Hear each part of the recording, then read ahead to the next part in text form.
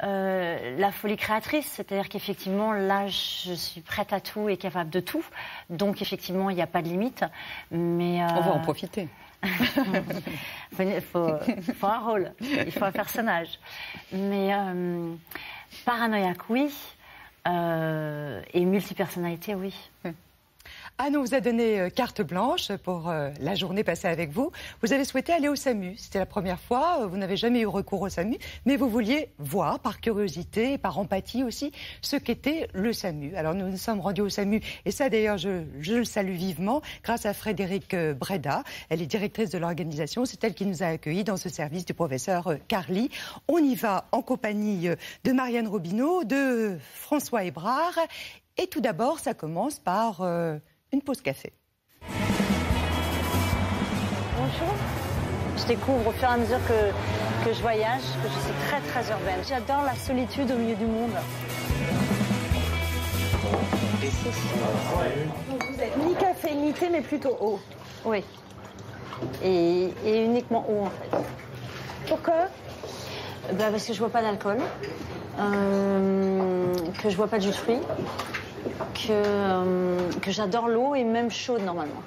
Moi je suis quelqu'un avec une personnalité un peu addictive et si je tombe dans quelque chose, je vais y tomber entièrement.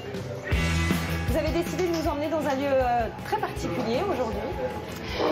Parce qu'en fait, j'ai vu un documentaire sur... je crois que ça s'appelle le SAMU 15 et j'ai été extrêmement touchée et fascinée par l'accès direct de la misère humaine. Pas trop anxieuse là, ça va? Curieuse. SAMU de Paris, bonjour. 1503, transmettez. Là, vous êtes au SAMU. Venir un médecin. Bonjour. Première chose qu'ils vont demander aux gens, c'est leur adresse. Désorienté et confus. Il a un hématome au niveau de la tempe droite, de la tempe gauche, c'est ça? C'est incroyable, ça part dans tous les sens. Là, c'est un problème de femme éventuellement enceinte. Là, c'est quelqu'un dans une gare qui se fait tabasser. 1 heure et demie. Ouais, c'est pas bon, ça.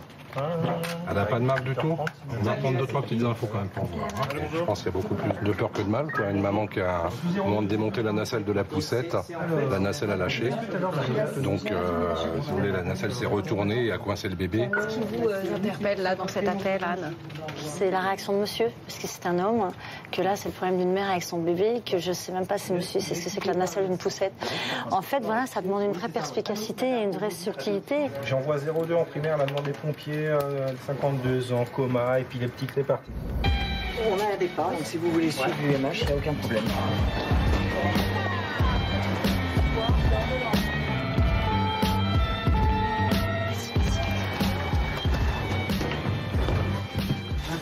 Elle ne me répondait pas depuis tout à l'heure. Voilà. C'est incroyable. C'est l'activité, l'intensité pour qu'un être humain n'arrive pas de l'autre côté, quoi. Serrez-moi la main. Ouvrez la bouche.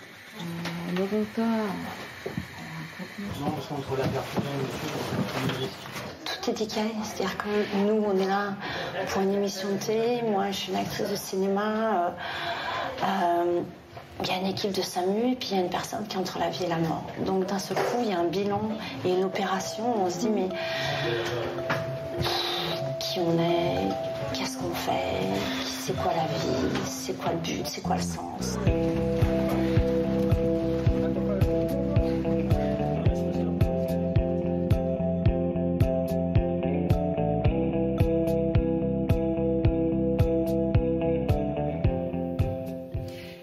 Ce qui vous caractérise, c'est l'empathie.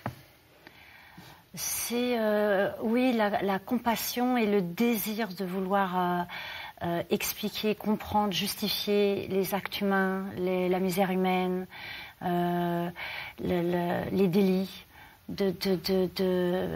Parce qu'encore une fois, je pense que tout se joue dans l'enfance et que quand on retourne vers l'enfance, on trouve tout de suite. Qu'est-ce qui vous a le plus impressionné? Ça, en fait, effectivement, d'un seul coup, le sens de la vie au moment où quelqu'un est peut-être en train de la perdre et de se dire, mais on nous a donné beaucoup, on nous a donné une machine incroyable qui est extrêmement forte, Mais il manque quelque chose dans cette machine qui est la vérité. Le sens, c'est à nous de le trouver, c'est à nous de le chercher. Et dès qu'on est confronté à la mort, on se pose la question de la vie. On parle de votre actualité? D'accord. Vous aimez ce moment-là? Quand le film va sortir dans quelques jours? Oui et non. Oui et non. Oui, parce que ça y est, enfin, l'enfant va naître. Et, Vous en êtes satisfait? Oui. Oui, oui, absolument. Vous l'avez vu? Je l'ai vu, mais c'est difficile en fait pour moi de répondre à ça parce que je l'ai vu. C'est mieux aujourd'hui parce qu'entre-temps, je l'ai vu une deuxième fois.